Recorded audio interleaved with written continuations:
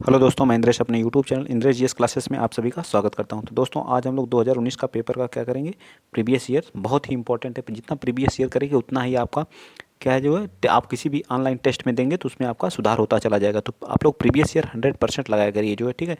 130 plus लाने से कोई नहीं आप लोगों को रोक सकता है, ठीक है। तो आपको अगर प्रीवियस ईयर करना हो तो मेरे साथ जुड़िए, प्लस मैं प्रैक्टिस सेट भी कराता हूँ, ठीक है। तो आज हम लोग 2019 का क्या देखेंगे, प्रैक्टिस सेट देखेंगे। चलिए स्टार्ट करते हैं आज का पहला क्वेश्चन।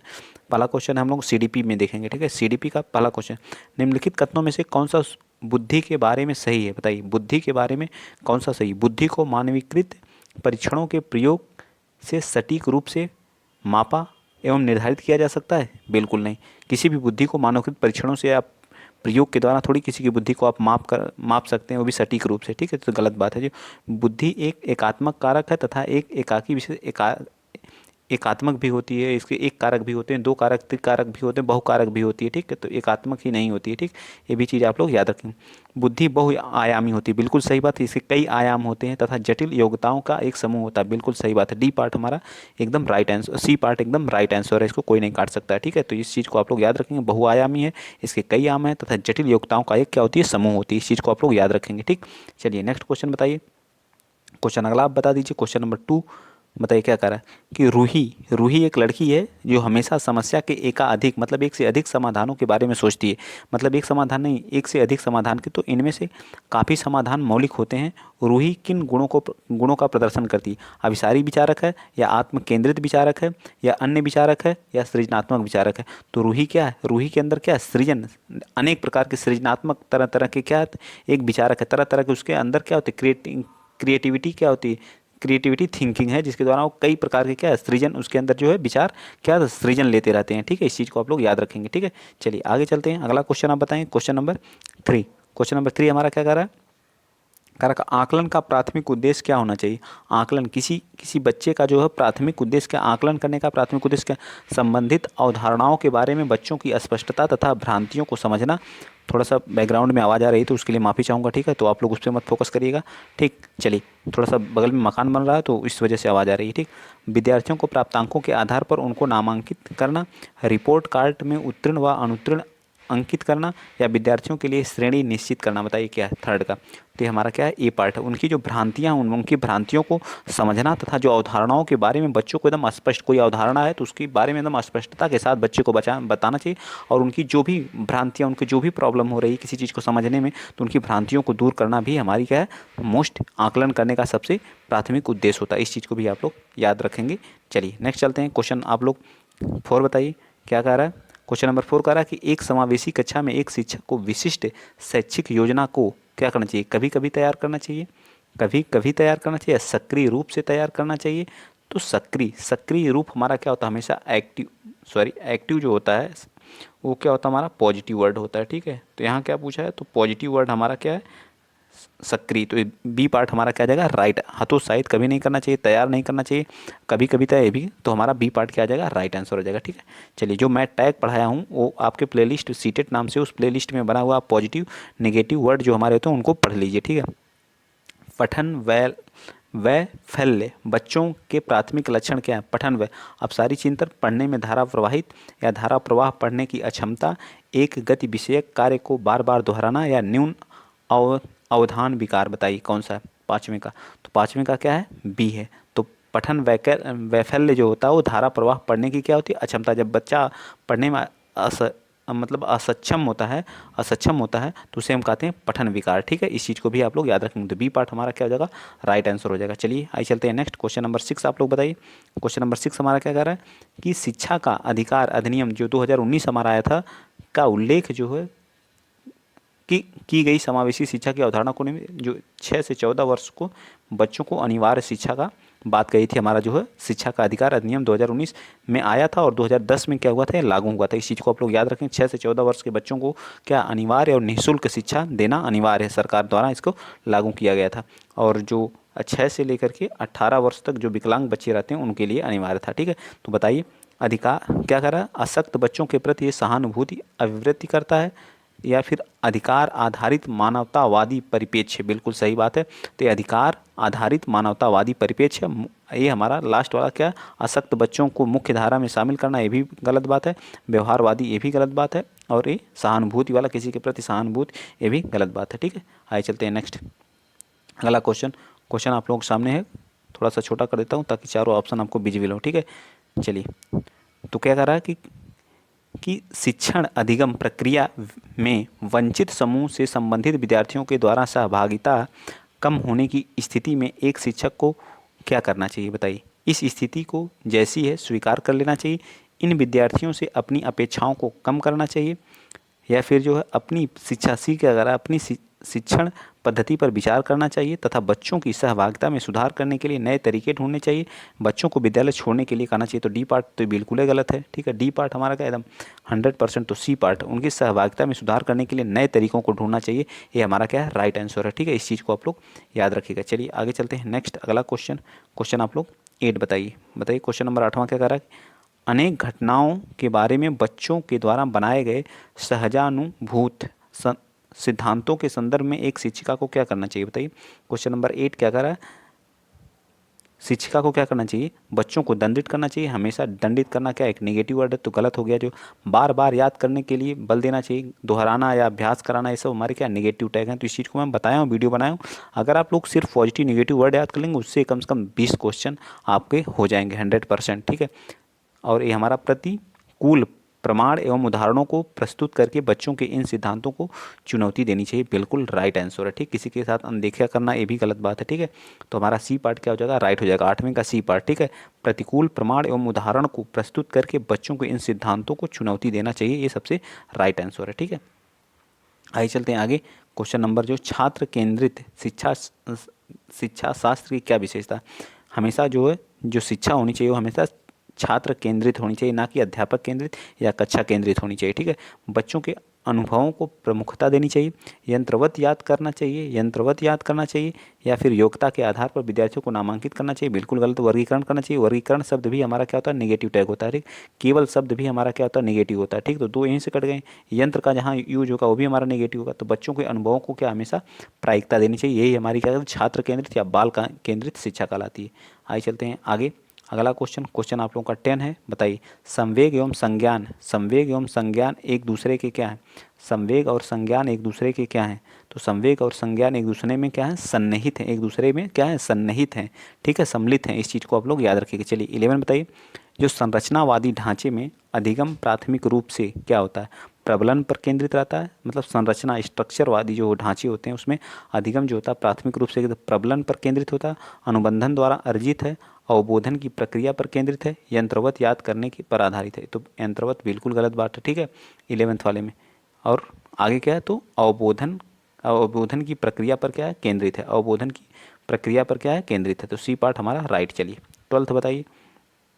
12 क्या करा है, विद्यार्थियों को स्पष्ट उदाहरण एवं गैर उदाहरण देने के क्या परिणाम है। स्पष्ट उदाहरण तथा गैर उदाहरण देने के क्या, यह विद्यार्थियों के दिमाग में भ्रांतियाँ उत्पन्न करता है, बिल्कुल गलत बात है। ठीक है, अगर आप किसी बच्चे को उदाहरण देकर समझा रहे हैं तो क्या उसके अंदर भ्रांतियाँ उत्पन्न करेगा, विद्यार्थियों के दिमाग में भ्रांतियाँ उत्पन्न करेगा, ये तो बिल्कुल बकवास बात कर रहा है। ठीक है, तो यह अवधारणा की समझ में अभाव पैदा करता है, ये भी गलत बात है। ठीक है, यह अवधारणा समझ के बजाय जो कार्य अवधि या प्रक्रियात्मक ज्ञान पर ध्यान केंद्रित करता है, ये भी गलत बात है। अवधारणा परिवर्तन को प्रोत्साहित करता है, प्रोत्साहित जहाँ भी रहेगा वो हमारा राइट हो जाएगा। ठीक है, प्रभावशाली तरीका है। ठीक है, चलिए उदाहरण देना तथा गैर उदाहरण से बच्चे को समझाना एक अवधारणात्मक परिवर्तन को प्रोत्साहित करने के लिए यह एक क्या प्रभावशाली तरीका है। ठीक, नेक्स्ट चलते हैं। क्वेश्चन नंबर आप 13 बताइए।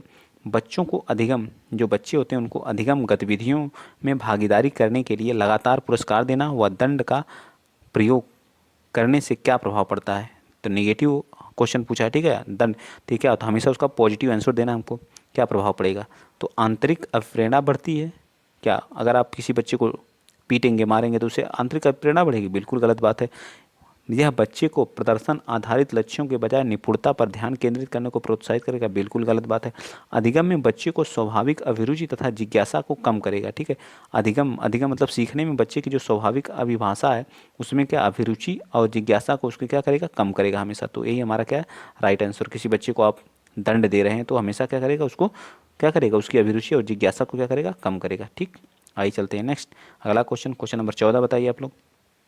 14 कह रहा है कि संरचनावादी सिद्धांतों के अनुसार अधिगम के बारे में निम्नलिखित कथनों में से कौन सा कथन सही है। अधिगम यंत्रवत याद करना की प्रक्रिया है, बिल्कुल गलत बात है। ठीक है, 14 का बिल्कुल गलत बात। अधिगम आवृत्ति संबंध के द्वारा व्यवहारों का अनुबंधन है, क्या है, बिल्कुल गलत बात है। ठीक है, अधिगम जो सक्रिय विनियोजन के द्वारा ज्ञान की संरचना की प्रक्रिया है, बिल्कुल सही बात है। सी पार्ट हमारा क्या है, राइट आंसर है। इस चीज़ को आप लोग याद रखेंगे। चलिए आते हैं आगे नेक्स्ट क्वेश्चन, क्वेश्चन नंबर आप लोग 15 बताइए। क्वेश्चन नंबर 15 हमारा क्या कर रहा है कि जो शिक्षक बच्चों की जटिल अवधारणाओं की समझ को किस प्रकार सहज कर सकते हैं। जो शिक्षक बच्चों की जटिल अवधारणाओं की समझ को किस प्रकार सहज कर सकते हैं, बताइए। प्रतियोगितात्मक अवसरों की व्यवस्था करके, बार बार यांत्रिक अभ्यास करा के, तो बिल्कुल गलत बात है। ठीक है, क्योंकि क्या है, ये अन्वेषण एवं परिचर्चा के लिए अवसर प्रदान करके, या एक व्याख्यान देकर। व्याख्यान भी हमारा क्या है, निगेटिव वर्ड है। ठीक है, याद रखिएगा। ठीक है, 15 का तो सी पार्ट हमारा हमेशा जो अन्वेषण या अन्वेषण एवं परिचर्चा का अवसर प्रदान करके बच्चे को क्या कर सकते हैं, एक जटिल अवधारणाओं की समझ को हम क्या करते हैं, विकसित कर सकते हैं। ठीक है, आइए नेक्स्ट चलते हैं। क्वेश्चन नंबर 16 बताइए।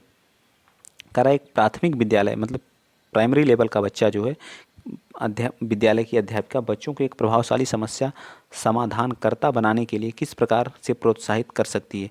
केवल केवल दिख गया तो क्या निगेटिव है। ठीक है, केवल शब्द जहाँ दिखेगा वहाँ हमेशा निगेटिव आएगा। ठीक है, गलत उत्तरों को अस्वीकार करके दंडित करके, ये दंड वाला भी क्या होता है, निगेटिव होता है।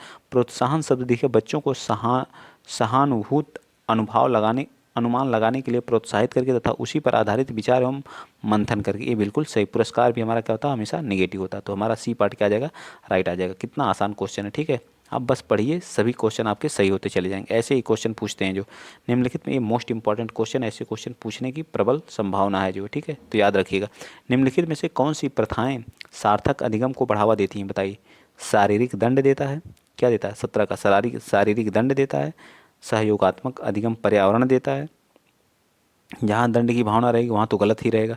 सतत एवं समग्र मूल्यांकन, निरंतर तुलनात्मक तुलना जहाँ की जाएगी वो भी हमारा नेगेटिव टैग होता है। तो कौन बचा, ए बी सेकेंड और थर्ड, तो ए पार्ट हमारा क्या आ जाएगा, राइट आंसर आ जाएगा। ठीक है, सहयोगात्मक अधिगम पर्यावरण और सतत एवं समग्र मूल्यांकन राइट हो जाएगा। ठीक, चलिए चलते हैं 18।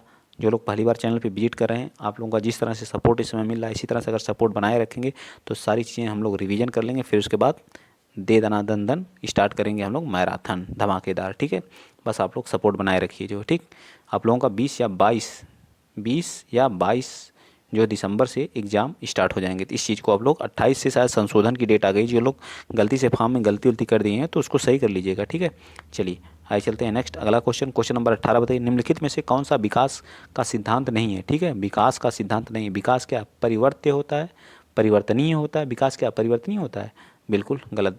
विकास कौन सा विकास का सिद्धांत नहीं है, तो विकास क्या होता है, परिवर्तनीय होता है, बिल्कुल सही बात है। ठीक है, विकास क्या परिवर्तनीय, सही बात कहा है जो है, लेकिन हमसे इसमें नहीं का पूछा है, कौन सा इसका सिद्धांत नहीं।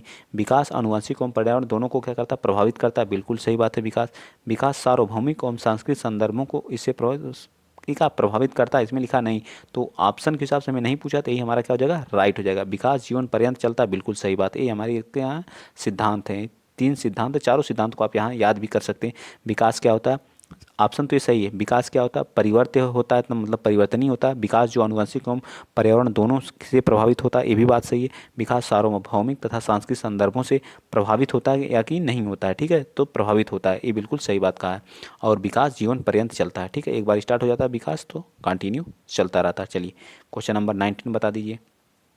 व्यक्तिक भिन्नताओं का जो प्राथमिक कारण क्या है, बताइए। व्यक्तिक भिन्नताओं का जो प्राथमिक कारण क्या है, बताइए। जन्मजात विशेषता, पर्यावरणीय प्रभाव, या आनुवंशिक एवं पर्यावरण के बीच जटिल पारस्परिक क्रिया, या लोगों के द्वारा माता पिता से प्राप्त जो आनुवंशिक संकेत पद्धति कोड, बताइए 19 का।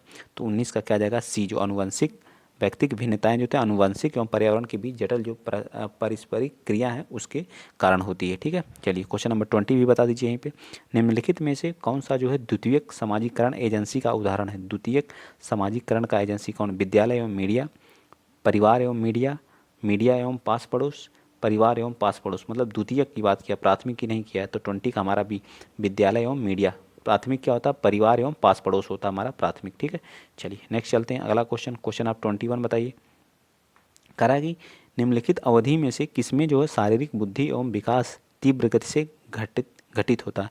मतलब किसमें जो शरीर की वृद्धि एवं विकास तीव्र गति से होता है। प्रारंभिक बाल्यावस्था एवं मध्य बाल्यावस्था में, मध्य बाल्यावस्था एवं किशोरावस्था में, किशोरावस्था एवं वयस्कता में, शैशवावस्था एवं प्रारंभिक बाल्यावस्था में, किसमें यह घटना सबसे तेजी से होती है। तो यह घटना जो सबसे शैशवावस्था एवं प्रारंभिक अवस्था में होती है। तो यह जो बच्चे का जो है शारीरिक विकास बहुत तेजी से होता है शैशवावस्था एवं प्रारंभिक अवस्था में। ठीक है, चलिए आइए चलते हैं नेक्स्ट। अगला क्वेश्चन, क्वेश्चन आप बताएंगे 22।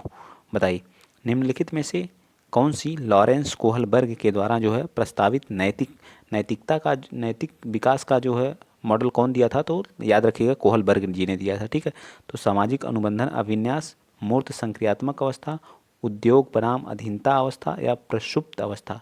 तो इसमें से कौन सी अवस्था का विकास की एक अवस्था है, मतलब नैतिकता की विकास अवस्था। सामाजिक एवं अनुबंधन अभिन्यास बताइए 22 का।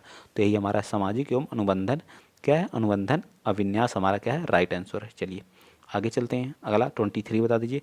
कक्षा में परिचर्चा के दौरान एक शिक्षक प्राय लड़कियों की तुलना में लड़कों पर अधिक ध्यान देता है। मतलब एक अध्यापक हैं जो है वो लड़कियों की तुलना में लड़कों पर अधिक, तो यह उदाहरण के जेंडर संबंधता का, जेंडर पक्षपात का, जेंडर पहचान का, जेंडर, तो जेंडर किसका है, जेंडर पक्षपात का है। ठीक है, तो लड़कियों के साथ क्या किया जा रहा है, भेदभाव की बात की जा रही है। ठीक है, नेक्स्ट चलिए अगला क्वेश्चन, क्वेश्चन नंबर 24 बता दीजिए।